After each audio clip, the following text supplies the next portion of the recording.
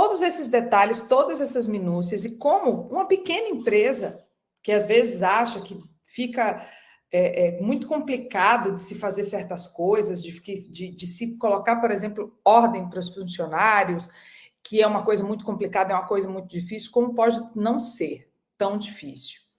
Então, você só precisa chamar a galera para cá. A única coisa que eu quero em troca de vocês é que vocês conversem comigo, que vocês falem comigo.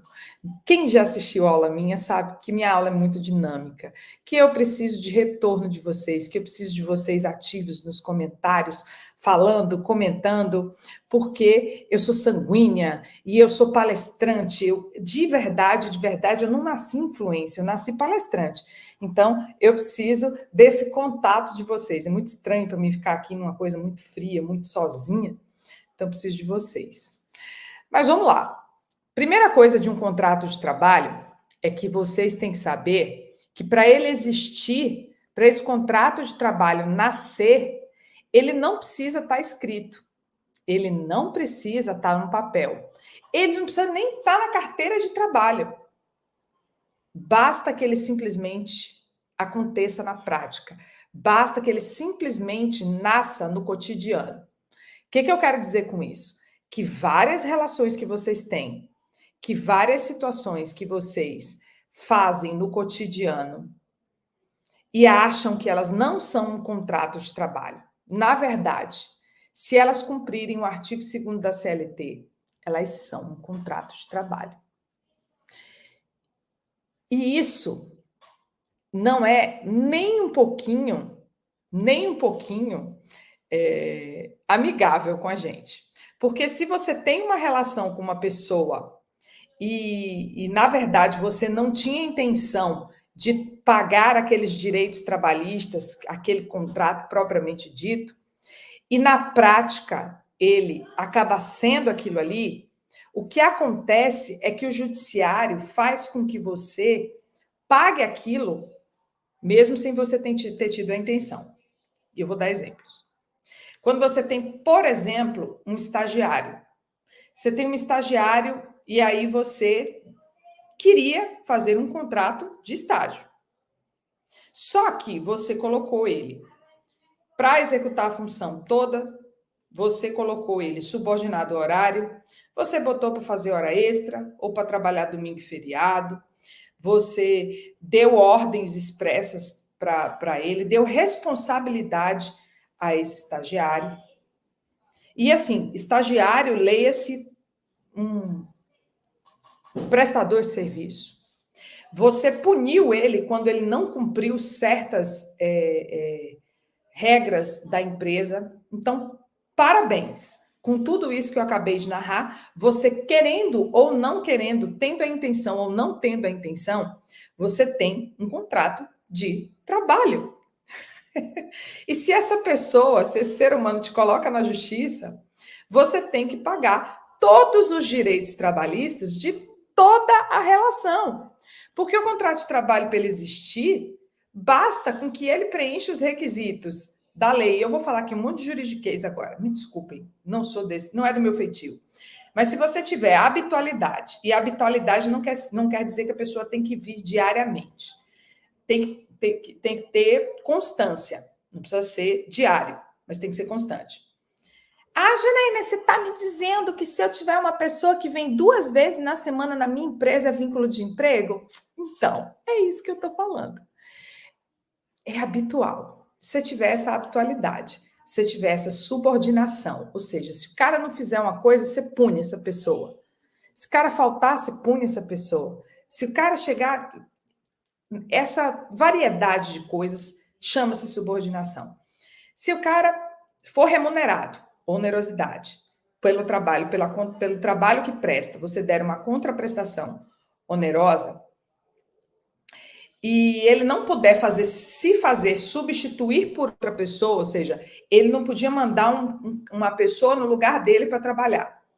Se você tiver todo esse cenário, parabéns, você tem um contrato de trabalho. Sem sombra de dúvidas. E aí o juiz, se você não tiver esse contrato de trabalho assinado, bonitinho, no contrato, no papelzinho, que é o que a gente vai falar muito aqui hoje, Se você não tiver tudo isso na carteira de trabalho, tudo direitinho, você vai ter que pagar todos os direitos trabalhistas que você não estava pagando nesses outros tipos de relação. Ou seja, 13º, férias, FGTS, se você pagar menos do que o salário da categoria profissional, a diferença de salário da categoria profissional, e muitas vezes ainda um dano moral no reconhecimento do vínculo pela falta da assinatura de carteira. Então, é só para vocês terem uma noção de o quanto a lei protege esse contrato de trabalho. Então, passado esses pormenores iniciais, quem pode assinar contrato de trabalho? Quem tem capacidade para fazer negócio jurídico. Menor tem capacidade para fazer? Não. Se menor é contratado, quem assina o contrato de trabalho é o responsável legal pelo menor. Então, se tu vai contratar um estagiário também, que é lei diferente, não é essa mesma lei, quem tem que assinar é o responsável legal. Em todos esses contratos. E aí você passa propriamente pelo contrato em si. Quando você fala, gente, e aqui eu vou partir para o miolo da coisa. Então, se você ainda estava meio desconexo, prestando atenção no futebol na televisão, com o rádio ligado lá na churrasqueira e tudo, presta atenção aqui comigo, vem aqui comigo, segura aqui um pouquinho, você vai gostar do que você vai aprender aqui nesse momento. O contrato de trabalho, ele é a certidão de nascimento dessa relação que você vai ter com esse funcionário para o resto da vida.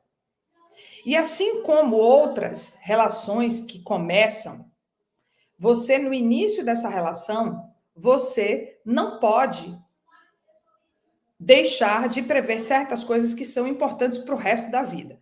É como se fosse a certidão de casamento. Quem aí na audiência é casado? Casado mesmo, casado no papel. Foi lá e assinou o papel. Quem é casado? Aliás, não precisa nem ter assinado o papel, porque segue a mesma regra, viu, gente? E juntou as escovas de dente, é casamento. Pouca coisa muda de uma coisa para outra. Quem é casado? Quem é casado? Quem tem um relacionamento estável. E aí eu dou um exemplo que eu adoro dar esse exemplo. Eu nem posso dar mais esse exemplo, porque agora... Fala aí, gente, para mim nos comentários. Quem é casado, fala eu. Quem é casado, fala eu.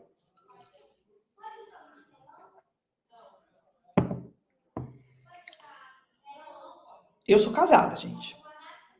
E quando eu namorava com meu marido, ele tinha... Eu cozinhava bem na época e tudo. Eu tenho 20 anos, viu? Tenho 21 anos com ele. Aí eu cozinhava bem na época e tudo, só que eu fazia faculdade.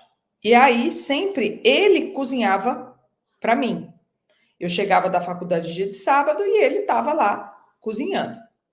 E a comida estava lá pronta para mim. Então, eu acostumei com aquilo no namoro, na paquera, daquele jeito. Quando foi no casamento, quando a gente casou, quando ele botou um anel aqui nesse dedo, ele olhou para minha cara e falou assim, falou, a partir de hoje, eu não piso mais na cozinha. Eu falei, como é que é? Ele, eu não piso mais na cozinha. Eu falei, então, mas não tinha sido isso que a gente combinou no namoro. Então, agora, na hora do contrato, você não pode mudar a regra do jogo.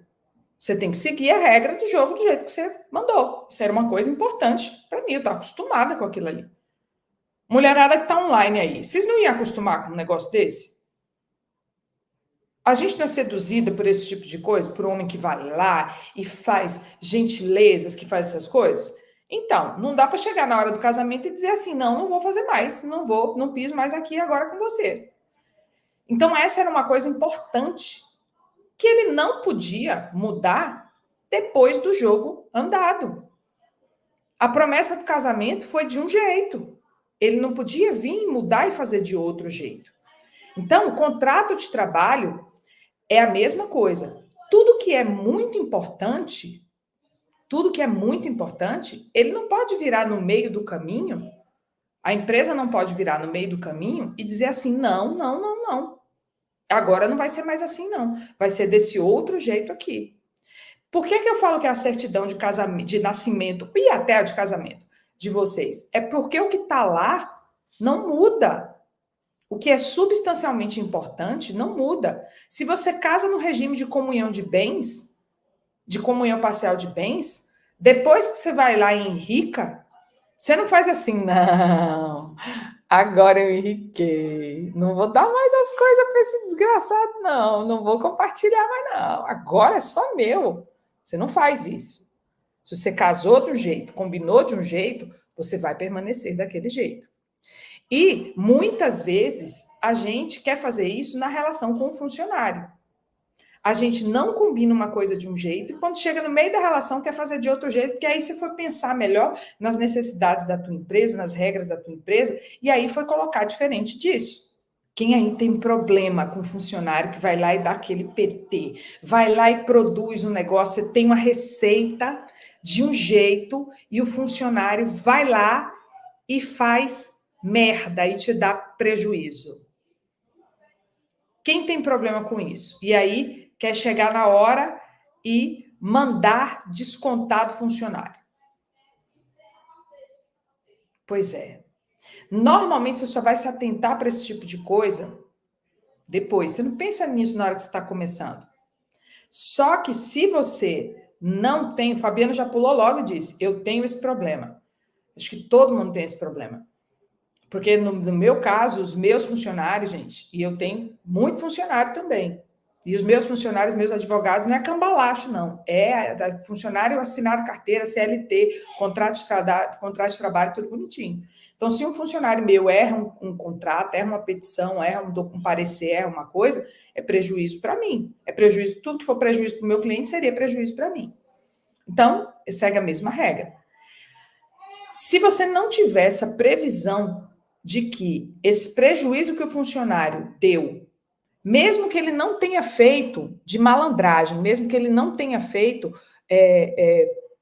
porque quis fazer, mesmo que ele não tenha feito com a intenção de te ferrar, mesmo que ele não tenha sido desse jeito, isso tem que estar no contrato de trabalho. Janaína, e agora? Não tenho essa previsão. Se eu tenho como cobrar do funcionário esse prejuízo? Não. Se você não colocou nesse início, você não tem condição de cobrar depois do funcionário.